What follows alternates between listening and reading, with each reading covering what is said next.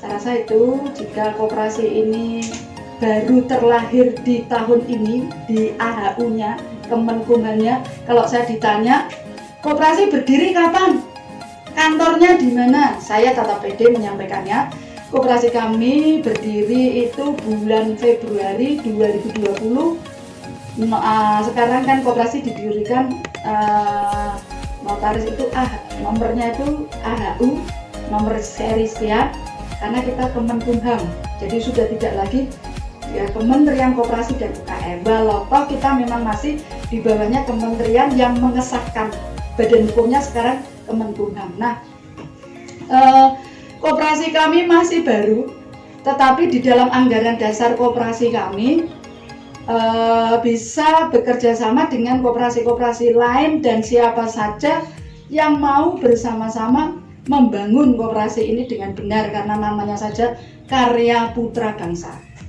Istilah Kabid Ibu Tingmang Kabupaten Semarang, dia menyampaikan jangan membangun koperasi hanya obor-obor belanda, artinya mung sementara.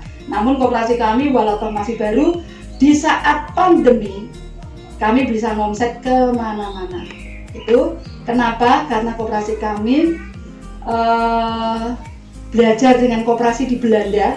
Ketika ditanya berapa omsetnya, nilai koperasi itu nilainya itu triliun. Di sini kemarin kami sebelum lockdown diundang oleh dinas provinsi, koperasi, dinas kementerian koperasi dan UKM Kanwil se-Jawa Tengah. Koperasi itu totalnya hampir 60-an ribu badan hukum. 60-an ribu badan hukum yang melakukan RAT hanya sekian, yang punya NIK hanya sekian, akhirnya yang diundang di Kanwil hanya 150. Itu saja ketika ditanya omset terbesarnya baru 130-an, hampir 140 miliar, dicapai 15 tahun. Dalam hati saya tak lirik itu adalah duit receh. Dengan jamur kita akan sikat habis koperasi, karena kita koperasinya pemasaran. Kenapa kita bisa cepat? Karena kita berbicara omset produk, maka kita harus bekerja sama dengan para UKM. Di koperasi ini ada UKM bawang, olahan bawang ya. Jadi ada olahan bawang, ada olahan minuman sesuai KBLI kami, sehingga nanti di menjelang hari koperasi fokus kami yang saya sampaikan tadi. Mungkin di kesempatan yang sungguh bermanfaat ini Mbak, semoga dalam silaturahim saya ke UKM Jidor ini, semoga bisa satu memperpanjang usia kita. Amin. Kita ketemu dalam keadaan sehat dan bahagia, celing duit akeh. Senyumnya itu membawa duit. Dan emang cucu kayak kata serana duitnya kan gitu ya Mbak Nur. Iya betul sekali. Nah dengan semangat yang tidak pernah menyerah, Mbak Nurul, saya bangga sekali. Saya kunjungan kemari sudah punya olahan-olahan baru, usus Joper itu kepanjangan dari keripik usus Jawa Super. Ulangi. Keripik Joper itu. Ini produk baru kami. Ini kebetulan pas Lebaran kemarin ini yang menjadi buruan menjadi rebutan klaster. Iya, ini keripik Joper atau Jawa Super, ini asli Jawa, karena memang rasanya juga beda, dari segi tekstur juga beda. Ini alhamdulillah untuk pemasaran juga ini omsetnya luar biasa. Ya. Berbicara omset luar biasa sekali, berapa ya omsetnya? Omset luar biasa ya.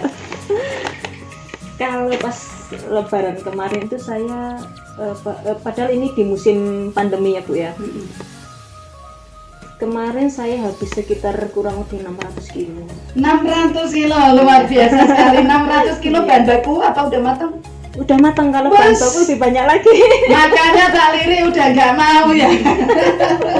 Dari ketika ini dari ketiga jenis keripik ini kami mengeluarkan, bukan hanya ini ya Bu. Kalau ini kan satu minggunya sekitar 25 kilo. Satu minggunya 25 kilo. Itu pas di musim lebaran pandemi kemarin. Satu minggunya 25 kilo. Iya. Kalikan harganya? Harga jual.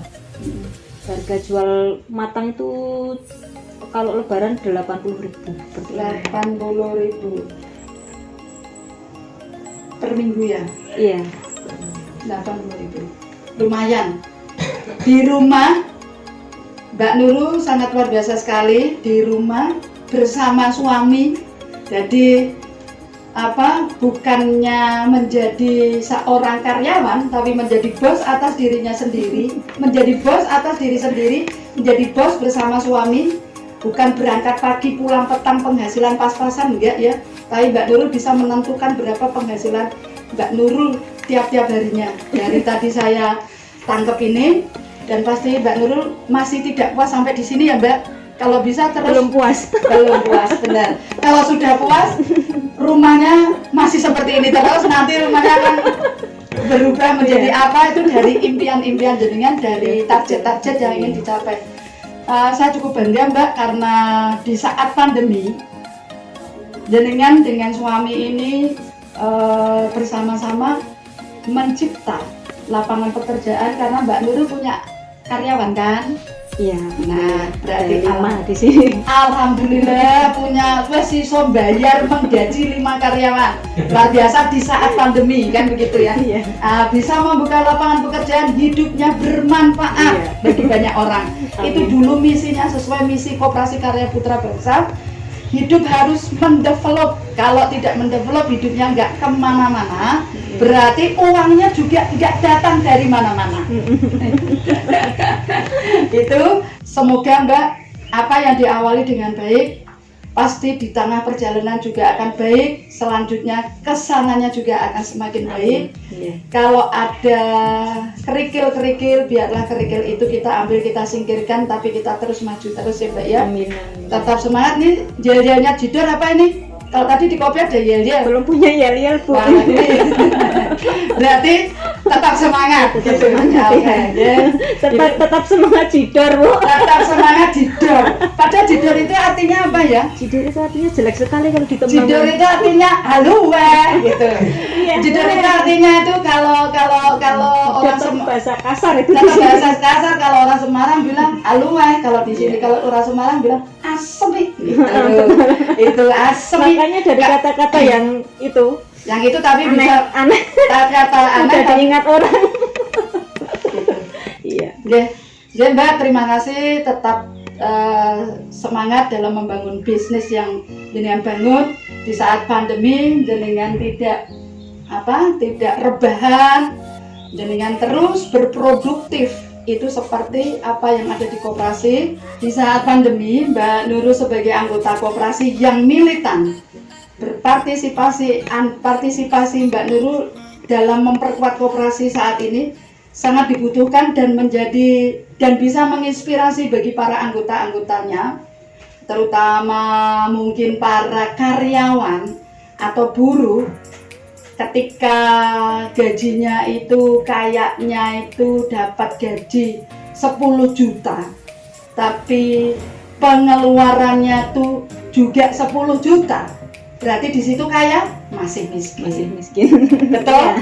Tetapi ketika gaji Anda 5 juta, tapi 2 jutanya digulung-gulung buat pulaan keripik jamur, dapat penghasilan dan ditabung, tidak diutek-utek, dengan gaya hidup yang disesuaikan dengan gaya hidupnya, berarti sudah tergolong pada membangun sebuah finansial.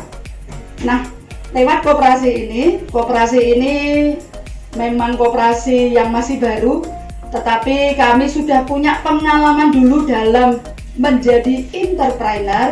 Kami berrekanan dengan Kementerian Pertanian, kemudian kami banyak membangun relasi-relasi, kemudian baru tahun 2020 pada bulan Februari terjadi lockdown.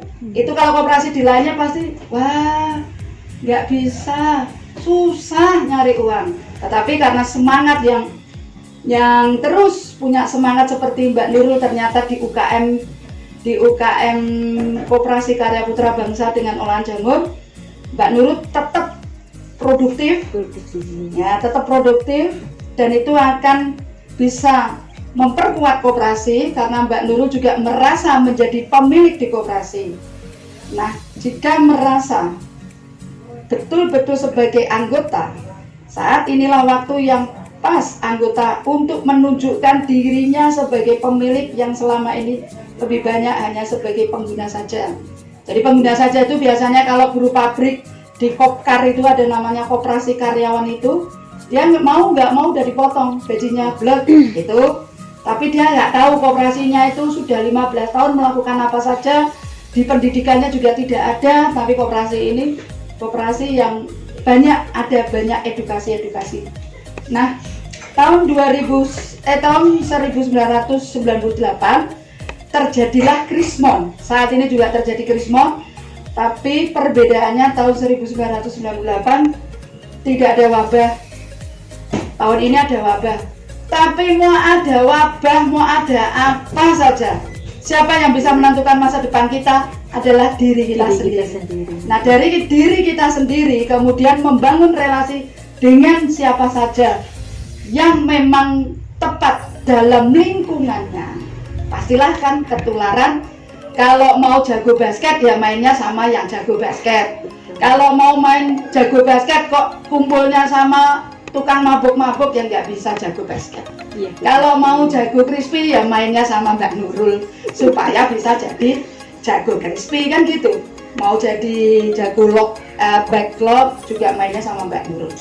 Baik, di sini Koperasi Karya Putra Bangsa walau toh masih baru, tapi koperasi ini sudah kemana-mana karena dibangun oleh pengurusnya 4 kabupaten, Kabupaten Grobogan, Kabupaten Demak, Kabupaten Semarang, Kabupaten Temanggung. Koperasi ini mampu menunjukkan dan bertahan. Padahal kalau yang nggak tahu koperasinya sudah mati itu. Tapi kami diam seperti burung Raja Wali.